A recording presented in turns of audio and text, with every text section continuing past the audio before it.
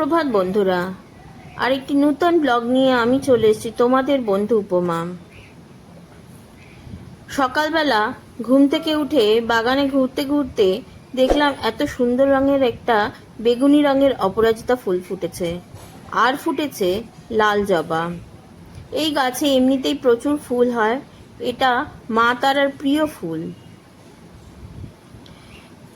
এছাড়া বাগানে প্রচুর জংলা গাছ হয়েছে। জংলা গাছে দেখো কি সুন্দর ফুল ফুটে রয়েছে, ল্যাভেন্ডার রঙের। ঈশ্বরের কাছে দামি জংলি বলে কিছু হয় না, রূপেরা কোনো দামি ফুলের চেয়ে কিছু কম নয়।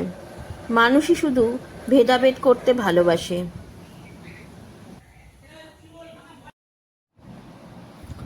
সকালবেলার সব কাজকর্ম সেরে আসলাম সকালবেলার খাবার খেতে। কালকে দুটো বাসি রুটি ছিল আর দুধ আম দিয়ে মেখে আজকের আমার সকালবেলার ব্রেকফাস্ট এটা। তোমরা কেউ ভালোবাসো এরকম ব্রেকফাস্ট করতে? আমি কিন্তু খুব ভালোবাসি। দুধ আম রুটি আমার খুব প্রিয় খাবার।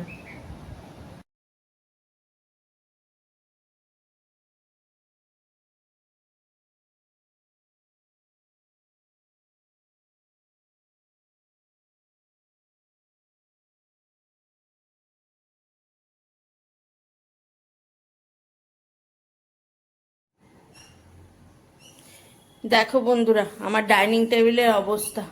আজকে আমার এই ডাইনিং টেবিল আমি আজকে একদম গোছাবো।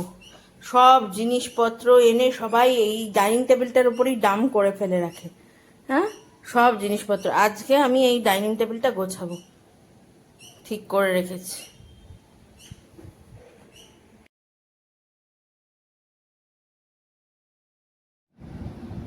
এই ডাইনিং টেবিলটা গোছাতে গোছাতে তোমাদের একটা গল্প বলি। এই ডাইনিং টেবিলটা আমার বাবা বানিয়েছিলেন। আমি তখন বাবা মার সাথে এখানে থাকতাম না, দিল্লিতে চাকরি করতাম। যখন দিল্লি থেকে ছুটিতে ফিরে এই ডাইনিং টেবিলটা দেখলাম, আমার একটুও পছন্দ হয়নি। আমি একটা আধুনিক ডিজাইনের টেবিল কল্পনা করেছিলাম, যেমন টপটা গ্লাসের হবে। তখন আমার বয়সও কম ছিল, তাই এই সাদামাটা ডাইনিং টেবিলটা দেখে গাল ফুলিয়েছিলাম। তখন বাবা করুণ মুখ করে বলেছিলেন, বাড়ির পিছনে অনেক টাকা বেরিয়ে গেছে তো, তাই আর দামি ডাইনিং টেবিল করাতে পারিনি। আসলে বাবা মা যখন এই পৃথিবীতে আমাদের সাথে থাকেন তখন তাদের ভালোবাসা আমরা বুঝতে পারি না। যখন তারা চলে যান তখনই বুঝি কি হারিয়ে ফেললাম। যাক, অনেক ইমোশনাল গল্প হলো, এবার বর্তমানে আসা যাক। প্রভাতবাবু আর আমার শাশুড়ি মা যে জিনিসটাই হাতে থাকবে খালি টেবিলটা দেখলে তার উপর রেখে চলে যাবে। এদের নিয়ে যে কি করা যায় আমি তো ভেবেই পাই না। তবে তোমরা হয়তো ভাবছো টেবিলে একটা কভার পাতিনি কেন। যতবার প্লাস্টিক কভার পেতেছি ততবার লেজুদা কুইনের নখের আঁচড়ে সেই প্লাস্টিক কভার ছিঁড়ে গেছে। তবে এখন বড় হয়ে লেজু অনেক শান্ত ও ভালো হয়ে গেছে,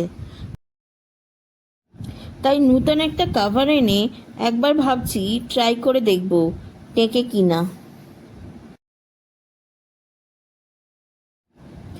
তোমাদের সাথে গল্প করতে করতে আমার টেবিল মোছা শেষ হয়ে গেছে। টেবিলটা পরিষ্কার হওয়ার পর এইবার হচ্ছে জিনিসগুলো সাজানোর পালা।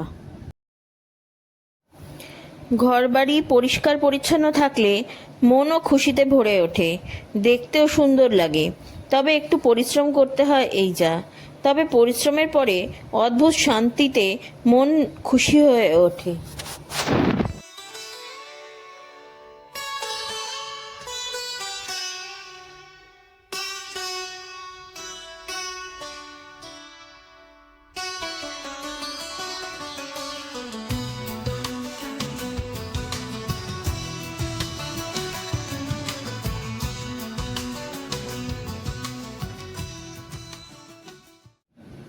ব্যাস, জিনিস রাখা কমপ্লিট। দেখো তো আমার টেবিলটা কেমন লাগছে এখন।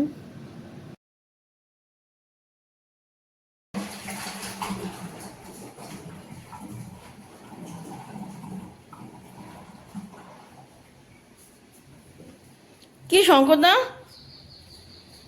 কি খবর? কি হয়েছে? ভিডিও করে কি হয়? ভিডিও সব পোস্ট করে দেবো, আপনার সব গোপন তথ্য নেটে দিয়ে দেবো। আমার গোপন তথ্য দিয়ে কি হবে? এই হচ্ছে শঙ্করদা, আমাদের বাড়িতে প্রত্যেকদিন জল দিতে আসে। শঙ্করদা, একটা আমার কথা বলুন, আমার রান্নাঘর পরিষ্কার করার একটা লোক দিয়ে যান। কে করবে পরিষ্কার রান্নাঘর? রান্নাঘর পরিষ্কার কি করবে? হ্যাঁ, কি পরিষ্কার করবে? রান্নাঘরে সব তেল কালি যেগুলো রয়েছে। রং মিস্ত্রি তাদেরকে ধরতে হবে। রং মিস্ত্রি তো সে রং করে, সে রান্নাঘর পরিষ্কার করবে কেন? ওরা ওই একটা লেবার দিয়ে দেবে, ওদের ছুরি আছে, ওই গ্রিল চাচার ছুরি, ওই ছুরি দিয়ে পরিষ্কার করবে। কেরোসিন তেল লাগবে, কেরোসিন তেল দিয়ে ভিজে পুরো ফ্রেশ পরিষ্কার করে দেবে পরে। এছাড়া এমনি যারা এই জঙ্গল ফঙ্গল পরিষ্কার করে তারা পারবে না করতে সাবান শ্যাম্পু দিয়ে? না না, ও সাবান শ্যাম্পু দেওয়া হবে, কেরোসিন তেল লাগবে। তারা কত পয়সা নেবে? তারা তেল কাজটা কি নেবে? একটা রোজের পয়সা নিয়ে নেবে। একটা রোজে কত কত নেবে? একটা রোজ 500 টাকা কি 600 টাকা নেবে। ওরা একটা লেবারের পয়সা দিয়ে দেবে। ওটা কেরোসিন তেলের কাজ। তেল কাজটা কখনো ওই সাবান সোডায় হবে না। কেরোসিন তেল দিয়ে ভেজাবে, ওটা ভিজে যাবে, ছুরি দিয়ে চাষলে পরে ওটা জলটা সময় ভিজে যাবে। তাই বুঝি? তা আমি করতে পারবো না? এটা কি করছি বলো তো বন্ধুরা? এটা হচ্ছে আজকে আমার দুপুরের লাঞ্চ। তবে ভুলেও এই রেসিপি ট্রাই করো না কিন্তু বাড়িতে, লোকজনের কাছে মারধর খেয়ে যাবে। আসলে হয়েছে কি, আজকেও আমার ডিমের ঝোল বানানোর কথা ছিল, কিন্তু আমার কিছুতেই ডিমের ঝোল খেতে ইচ্ছা করছিল না। তাই অনেক চিন্তা করে কি করি ভাবতে ভাবতে হঠাৎ একটা বুদ্ধি মাথায় খেলে গেল। ছোটবেলায় আমি যখন স্কুল থেকে ফিরতাম তখন মা আমাকে মাঝে মাঝে ভাত ভাজা করে দিত। পেঁয়াজ কেটে তেলের মধ্যে একটু ফ্রাই করে তার মধ্যে রান্না ভাত দিয়ে একটু চিনি মিশিয়ে বেশ মিষ্টি মিষ্টি স্বাদের একটা ভাত দিত। আমি ভাবলাম সেটা কি আরেকটু রিনোভেট করা যায়। কড়াইয়ে তেল গরম করে পেঁয়াজ আর আদা একটু ভেজে নিলাম, তার মধ্যে দিয়ে দিলাম ডুমো ডুমো করে কাটা আলু, তার মধ্যে একটু হলুদ আর জিরে দিয়ে একটু নেড়ে চেড়ে আলুটাকে সিদ্ধ করে নিলাম।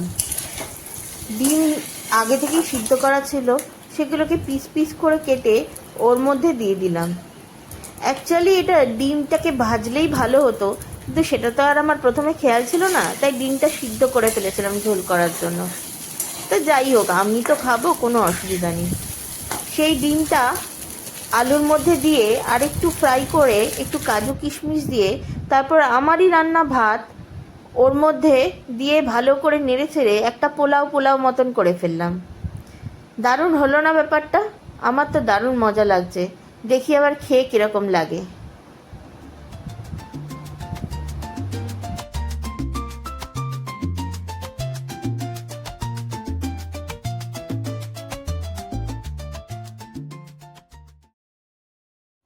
দিদি আরেকটা দুষ্টু বাচ্চা আছে। দুষ্টু বাচ্চা, এই যে এই যে এই যে এই যে এই যে খাবি না?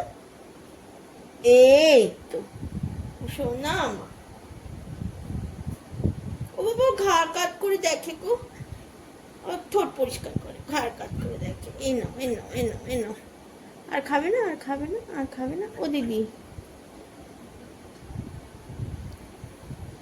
আচ্ছা থাক, অনেক খাওয়া হয়েছে, এবার আবার একটু ঘুরে বেড়াও তোমরা। রাতের ডিনারের প্রস্তুতি চলছে। আজকে প্রভাতবাবু অফিসের কাজে খড়গপুর গেছিল, তাই দুপুরে তার ভাত খাওয়া হয়নি। তাই আমাকে বলল রাত্রে এসে ভাত খাবে। তাই আর আমি ভাবলাম একই যাত্রায় পৃথক ফল করে লাভ নেই, তাই শাশুড়ি মার জন্য 4 পিস রুটি করে দিলাম, আর আমরা ভাত, ডাল সিদ্ধ আর আলু সিদ্ধ দিয়েই রাত্রের ডিনারটা সেরে ফেলবো।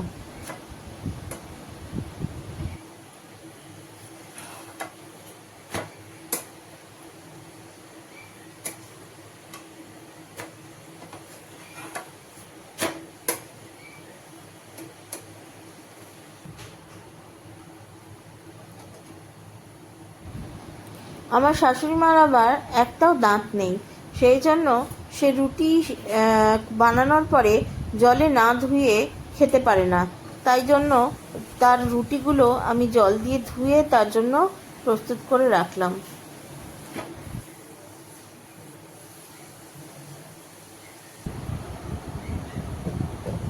কোনো কিছু মাখামাখির কাজ হলে প্রভাত আমার চেয়ে অনেক ভালো করে, তাই জন্য আমার ভাত প্রভাত মেখে দিয়েছে, আর নিজের ভাত নিয়েছে, আর অফিস থেকে নিয়ে এসছে কাঁঠাল। এইভাবে আমাদের আজকে ডিনার আর দিনটি শেষ করলাম আমরা।